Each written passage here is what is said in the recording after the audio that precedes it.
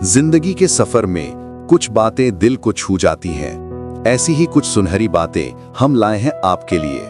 क्या आपने कभी सोचा है कि हमारी इस मॉडर्न सोसाइटी में जहां हर वक्त सिर्फ आसाइश और आराम की तलाश रहती है, क्या इस ना खत्म होने वाली आराम तलबी ने हकीकत में इंसानी बायोलॉजी और हमारे जहन को कमजोर कर दिया है?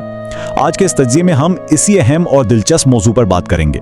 देखते हैं कि क्या वाकई हमारी ये कंफर्ट की आदत हमारे अपने ही खिलाफ काम कर रही है। देखें, ये एक बड़ी अजीब सी बात है, राइट? एक हैरान कुन तजाद।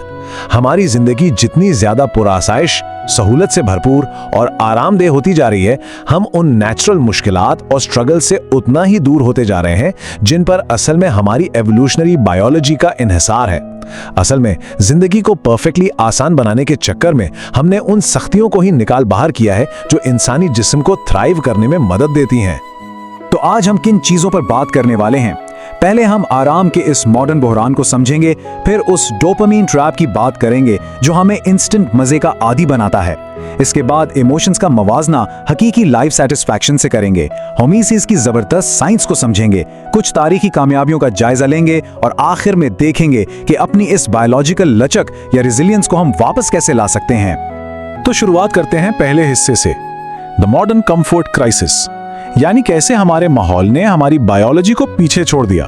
चलिए इस कॉन्सेप्ट में घोते लगाते हैं। इसे समझने के लिए लॉफ्बरो यूनिवर्सिटी की इंसानी माहौलियात पर की गई एक बहुत ही जबरदस्त और अहम तहकीक को देखते हैं। साइंस की जबान में इस थ्योरी को एनवायरमेंटल मिसमैच हाइपोथेसिस कहा जाता है। आसान अल्फाज में इसका मतलब ये है कि हमारा जिस्म और हमारी बायोलॉजी लाखों सालों के सख्त, बेरहम और फितरी माहौल में परवान चढ़ी थी। लेकिन फिर हुआ ये कि इंडस्ट्रियलाइजेशन और जदीद दौर इतनी तेजी से आया कि हमारा इर्तिकाई अमल यानी हमारी एवोल्यूशन उस रफ्तार का साथ ही नहीं दे सकी। नतीजा, आज हमारा मॉडर्न माहौल हमारी बायोलॉजी के साथ बिल्कुल मिसमैच हो चुका है। और इस मिसमैच के नतायज अगर आप देखें तो वो वाकई परेशान करने वाले हैं। हमारे शहरों की इन आसाइशों ने हमें दिया क्या है? इनफर्टिलिटी जैसे मसाइल में बेपनाह इजाफा, इम्यून सिस्टम की खराबियां जैसे एलर्जीज और ऑटो इम्यून बीमारियां, हमारी सोचने समझने की सलाहियतों का कमजोर होना और फिजिकली हमारी ताकत का तेजी से गिरना, ये सब लिटरली उस नए और आरामदेह माहौल की कीमत है जो इंसानियत चुका रही है। अब आते हैं दूसरे अहम पॉइंट पर, वायर्ड फॉर इंस्टेंट ग्रेटिफिकेशन। ये डोपामाइन का वो इर्तिकाई जाल है जिसमें हम सब फंस चुके हैं। अगर हम नफ्सियाती पहलू से देखें तो हमारे दिमाग का जो लिम्बिक सिस्टम है वो आज भी किसी एंशिएंट दौर की पुरानी सर्वाइवल प्रोग्रामिंग पर चल रहा है। उस सिस्टम को लगता है कि वसाइल महदूद हैं, इसलिए जो कुछ भी दस्तयाब हो, चाहे वो खुराक हो या आराम, उसे फौरन इस्तेमाल कर लेना चाहिए। आइए देखते हैं कि सोसाइटी इस पॉइंट तक आई कैसे। दूसरी जंग अजीम के बाद कंज्यूमरिज्म आया, जहां सब कुछ खरीदना आसान होने लगा। फिर ई कॉमर्स ने आके पूरी मार्केट आपके फोन और घर के दरवाजे पर लेके रख दी। उसके बाद नेटफ्लिक्स जैसी स्ट्रीमिंग सर्विसेज आईं और फिर सोशल मीडिया। सोसाइटी ने एक ऐसी हाइपर कन्वीनियंट दुनिया बना ली है जो हमारे सर्वाइवल इंस्टिंक्ट्स को हाईजैक करके हमें शॉर्ट टर्म प्लेजर का आदी बना रही है। ये फौरन दस्तयाबी वाकई एक बड़ा ट्रैप बन चुकी है। मुसन्निफ माइकल ईस्टर्स इस सिचुएशन को एक बहुत ही ब्रिलियंट नाम देते हैं, कंफर्ट क्रीप। ये एक ऐसी खामोश आफत है जहां रोजमर्रा की आसाइशात में इजाफा इंसान के अंदर मामूली सी तकलीफ बर्दाश्त करने का मादा भी खत्म कर देता है। सोचकर देखें, एसी के बगैर गुजारा नहीं, हर चीज होम डिलीवरी पर चाहिए। हमने एक ऐसी आबादी पैदा कर ली है जो फिजिकली एक्सर्शन या थोड़ी सी भी मशक्कत से सख्त घबराती है। तीसरा हिस्सा है इमोशन वर्सेस लाइफ सेटिस्फैक्शन, यानी जदीद खुशी और सेटिस्फैक्शन का धोखा। क्या आज के दौर की ये खुशी वाकई सच है? स्वीडन में होने वाली एक बड़ी अहम स्टडी ने मुख्तसर वक्त के इमोशंस और तवील मुद्दती लाइफ सेटिस्फैक्शन के बीच एक क्लियर लाइन ड्रॉ कर दी है। चलिए इन दोनों कॉन्सेप्ट्स को समझते हैं। एक तरफ है इमोशनल वेलबींग, ये मुनासर है आपके आज के मूड पर, आपके डेली टाइम यूज पर और फौरन मिलने वाले इनामात पर। और दूसरी तरफ है लाइफ सेटिस्फैक्शन, जो कि असल इत्मीनान है। और ये इत्मीनान माशी वसाइल, नए मौके तलाश करने और लाइफ के बड़े लंबे चैलेंजेस को पार करने से आता है। इंस्टेंट डोपामाइन शायद आपका मूड इंस्टेंटली ठीक कर दे, लेकिन एक डीप लाइफ सेटिस्फैक्शन के लिए आपको लंबा और मेहनत वाला सफर तय करना ही पड़ता है। और नंबर्स इस बात को बिल्कुल वाज़ेह तौर पर साबित करते हैं। अगर आप डेटा पर गौर करें तो समझ आएगा कि लॉन्ग टर्म लाइफ सेटिस्फैक्शन की बुनियाद बरकरार रहने वाले रिसोर्सेज और आगे बढ़ने की अपॉर्चुनिटीज पर रखी गई है। ये किसी फास्ट डोपामिन हिट या टेम्पररी मूड स्विंग से हासिल नहीं होती। चौथा हिस्सा, द साइंस ऑफ होमिसिस। यहां पर हमारा मेन सवाल ये आता है कि आखिर इंसानों को सख्त या मुश्किल काम करने की जरूरत क्यों है? इस पूरे बायोलॉजिकल मिसमैच का सोल्यूशन क्या है? सोल्यूशन ये है कि हमें डेलिबरेटली, जानबूझकर जिस्मानी और ज़हनी चैलेंजेस को वापस अपनी जिंदगी में शामिल करना होगा। इस साइंस को बायोलॉजी की जबान में हॉर्मीसिस कहते हैं। ये एक इंतहाई दिलचस्प असूल है। होता यह है कि जब आप किसी काबू में रखे गए मैनेजेबल स्ट्रेस या तकलीफ का सामना करते हैं तो आपका जिस्म उसके रद्द अमल में अपने अंदर तब्दीलियां लाता है, और ये तब्दीलियां आपकी ओवरऑल लचक को बढ़ा देती हैं। मतलब वो पुरानी कहावत बिल्कुल सच है कि जो चीज आपको मारती नहीं वो आपको मजीद ताकतवर बनाती है। ये बिल्कुल उसकी डायरेक्ट साइंटिफिक ट्रांसलेशन है। तो फंक्शनली इसको अप्लाई कैसे किया जाए?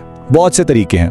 कोल्ड वाटर एक्सपोजर यानी ठंडे पानी में नहाना, वक्फे वक्फे से फास्ट करना यानी इंटरमिटेंट फास्टिंग, HIIT वर्कआउट्स और जहनी चैलेंजेस लेना, जैसे बिना GPS के कहीं जाना या फिर खुद को प्योर रॉ नेचर में ले जाना। ये सब वो आदतें हैं जो हमारे सेल्स की मुरम्मत करती हैं और हमारी बायोलॉजी को बिल्कुल वैसे ही ऑप्टिमाइज करती हैं जैसे हमारे आबा और अजदाद के वक्त में हुआ करता था। अब चलते हैं 5वें हिस्से की तरफ, famous failures and breakthroughs. चलिए अब देखते हैं कि तारीख में इस बायोलॉजिकल असूल यानी सख्ती झेलने के हमें क्या प्रैक्टिकल सबूत मिलते हैं। ये बहुत कमाल का सेक्शन है। 10,000, 10,000, ये कोई मामूली नंबर नहीं है। ये वो अंदाजन तादाद है कि थॉमस एडिसन अपना मशहूर लाइट बल्ब इजाद करने से पहले कितनी दफा नाकाम हुए थे। 10,000 टाइम्स। ये बार बार नाकाम होना और फिर खड़े होना, ये सब्र और डिलेड ग्रेटिफिकेशन की अजीम तरीन मिसाल है। और देखें, सिर्फ जिस्मानी मुश्किल नहीं, जहनी और नफ्सियाती तकलीफ को सहना भी उतना ही फायदेमंद होता है। स्टीवन किंग की एग्जाम्पल ले लीजिए। उनका पहला नॉवल कैरी 30 डिफरेंट पब्लिशर्स ने रिजेक्ट करके कचरे में फेंक दिया था। अगर वो वहां हिम्मत हार कर बैठ जाते तो क्या वो इस चैलेंज को पार कर पाते? बिल्कुल नहीं। या फिर बेथनी हैमिल्टन की इस इंस्पिरेशनल कहानी पर गौर करें। एक डेडली शार्क अटैक में उन्होंने अपना एक बाजू खो दिया, लेकिन सिर्फ 1 महीने बाद वो वापस अपने सर्फबोर्ड पर मौजूद थी और एग्जैक्ट 2 साल बाद उन्होंने नेशनल चैंपियनशिप जीती। यह है इंसानी लचक। शदीद फिजिकल ट्रॉमा के बाद भी बाउंस बैक करना और तवील मुद्दती इत्मीनान हासिल करना, ये किसी मौजिज़े से कम नहीं। अब हम आते हैं अपने छठे और आखिरी हिस्से पर, रिक्लेमिंग आवर बायोलॉजिकल रेजिलियंस, यानी इन पुराने एंसेस्ट्रल चैलेंजेस को हम आज की लाइफ में कैसे वापस ला सकते हैं। इस तज्जिए का सबसे अमली सवाल यही है कि हम इस सोसाइटी की आराम तलबी को कैसे तोड़ें। इसको तोड़ने का एक बेहतरीन तरीका है मिसोगी। ये कदीम जापानी प्रैक्टिस है जिसमें आप खुद को एक इंतहाई अजीम पर्सनल चैलेंज में डालते हैं, एक ऐसा बड़ा गोल जिसमें कामयाबी के चांस सिर्फ 50-50 होते हैं। माइकल ईस्टर्न ने अपनी बुक में इसी पर बात की है और खुद अपने लिमिट्स को पुश करने के लिए उन्होंने अलास्का के खौफनाक और बेरहम माहौल में 33 दिन का सफर तय किया था। अगर आप भी एक मिनी सॉगी अटेम्प्ट करना चाहते हैं तो उसके बेसिकली 3 मराहिल होते हैं। पहला, अपनी डेली लाइफ की आसाइशों से कंप्लीटली कट ऑफ हो जाना। दूसरा, सख्त और मुश्किल एलिमेंट्स, नेचुरल फोर्सेस के दरमियान से खुद को गुजारना। और तीसरा, इस मुश्किल के बाद जो नया हौसला और नई हिम्मत पैदा होती है उसको आम जिंदगी का परमानेंट हिस्सा बना लेना। यह एक्सरसाइज आपका आराम का मेयार हमेशा के लिए बदल देती है। खैर, द बॉटम लाइन इज, हम इंसान एक्चुअली अपने लिम्बिक सिस्टम को फौरी मजे के बजाय लंबे फायदे के लिए रीट्रेन कर सकते हैं और इसके स्टेप्स बहुत सिंपल हैं। अपनी सबकॉन्शियस अर्जेस को नोटिस करें। जैसे ही तलब हो, एक पॉज बटन दबाएं, उसके लंबे अरसे के नुकसान पर सोचें और अपने इनाम को थोड़े थोड़े इंटरवल्स में डिले करना शुरू कर दें। Trust me, it works. आखिर में इस एक्सप्लेनर को खत्म करने से पहले FDR के कॉल से इंस्पायर होकर ये एक सवाल मैं आपके लिए छोड़ रहा हूं।